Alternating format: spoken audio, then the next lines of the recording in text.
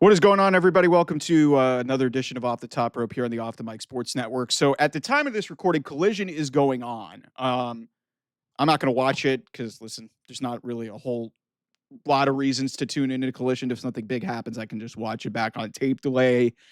But I wanted to focus on something that was booked for Collision. And actually, let's just extend this.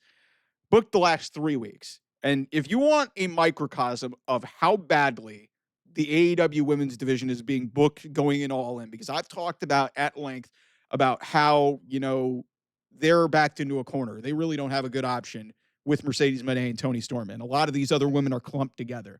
But in the last 3 weeks of Collision, which is episode 99 and then episode 100 last week and episode 101, which is airing tonight live on Thursday because they obviously have a Saturday pay-per-view, they've done a all-star 8-women tag.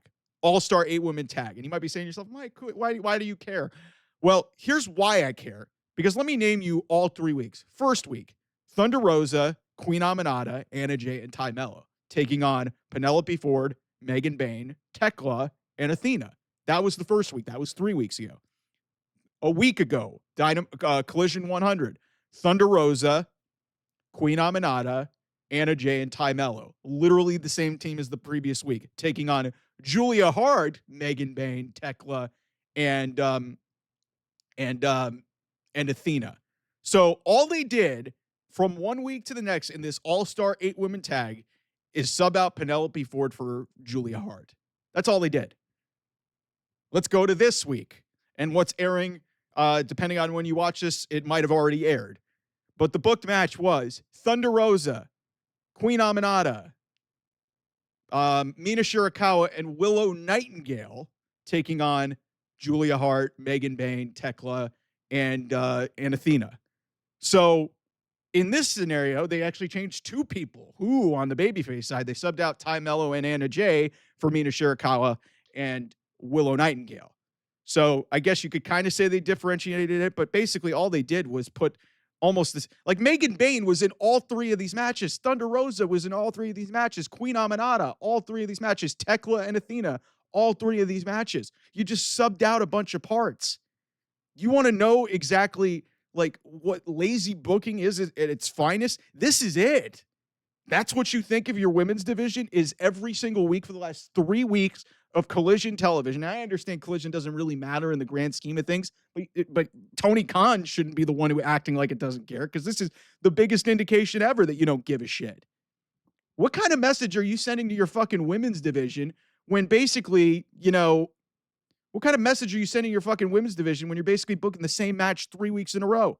And I hate these all-star 8-person tags. It's lazy booking. And you're like, oh, they're trying to showcase all the women for the gauntlet. You could have showcased them in a different way, not booking an 8-woman tag 3 weeks in a row and basically not like, let me go back to this again and go back to this graphic. Cause basically, I told you that there were 5 women that were involved in all 3 of these matches. You have Thunder Rosa, Queen Aminata, Megan Bayne, Tekla, and Athena.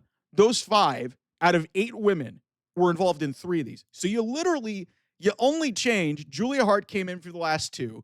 Penelope Ford was in the first one, like I said. And Ty Mello and Anna Jay were in the first 2, but they weren't in this one. So you got Mina Shurikawa and Willow Nightingale into this thing.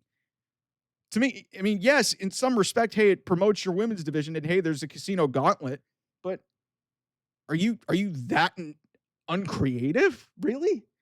This is the best you could do for your women's division? Because they didn't even bother to put very much effort into Mercedes and Toni. So, man, when I saw this, and I saw it initially, and I know a lot of other accounts picked up on it, I only saw, hey, this is literally almost the same thing as last week, right? Only Mina and Willow are in this. And then I went back and further and did it, and I saw, my God, literally the same match 3 weeks in a row. How uncreative can you be as a booker to ahead of your biggest show of the year when you only have one singles women's match on this show, and then you're throwing your rest of your women into a gauntlet? How uncreative can you be? And I understand Thunder Rosa and Athena are going to have a match at Super Card of Honor that they're doing, the Ring of Honor show the Friday before All in Texas. And I understand that there's a match to promote there. But hey, you don't need to throw them in a big schmoz of a match where, hey, overlapping storylines. It's fine if you do it one week, but the fact that they resort to this on so many different levels just to promote pay-per-views rather than actually trying to do some storytelling outside of matches. And then this is the most glaring example possible of lack of creativity because for 3 weeks, you literally booked the same fucking match. What does that say about you? Is women wrestling that fucking dead in AEW right now? Like, seriously, these are some talented women, and you're throwing them in the exact same scenario. All that there is to do now is, hey, somebody different fucking takes a pin. How many ways differently can you do an 8-woman tag? How many fucking different ways can you do it when you have the same fucking people in it? Seriously. Like, I'm all for showcasing your women, but this ain't it, man. Throwing them into a random schmoz of a match that's not going to mean anything. And, you're promoting a gauntlet. So, maybe do like some sort of like, actual tag with actual teams rather than throwing the same 4 participants 3 weeks in a row. Like I said, 5 out of these 8 slots had the same people in it over 3 weeks. So you couldn't do anything fucking different. That's unbelievable.